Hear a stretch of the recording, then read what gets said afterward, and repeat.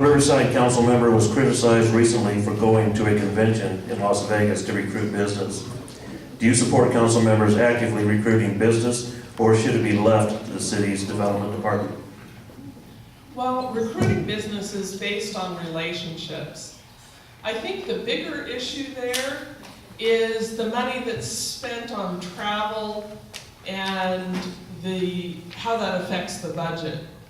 I think having your council people being advocates for the city in whatever arena is important, and I just feel we need to rein in the budget on the travel issue.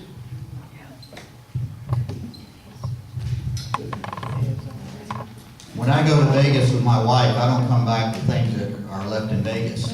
In other words, I think Paul Davis is a great person to go to Las Vegas to try to seek business for this city. Who's he going to help? Not only Paul Davis, but it's going to help all of us here in the city. So no matter where it is, where the convention is, we got to be there. We've got to pay attention. We need to be away from these little meetings. And, I mean, not talking about this one, but talking about other little meetings. We need to be out there every day trying to get more business into the city so we can raise our taxes and pay for more items.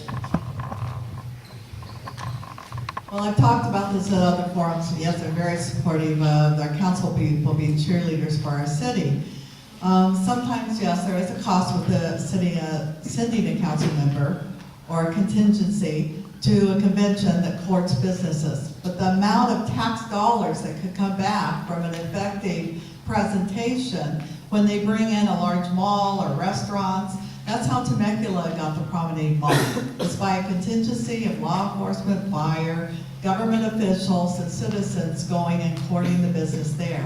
And that Promenade Mall now more than pays for that trip every day. Well, I too agree that we should promote Riverside, do everything we can. Your council people should be cheerleaders, they should be advocates, and we should be doing whatever it takes to lure in business into Riverside, and the right kind of business. Not necessarily just warehouses with trucks and traffic. Warehouses don't generate tax dollars. But you do need some of them to help support the businesses that you bring in. But I would be willing to explore going to these different places, provided that we had an accounting of exactly how much is spent. Maybe our Chamber of Commerce could foot the bill for a councilman to go. I don't see a need for a number of council people to go, but possibly one, and see what the benefit is.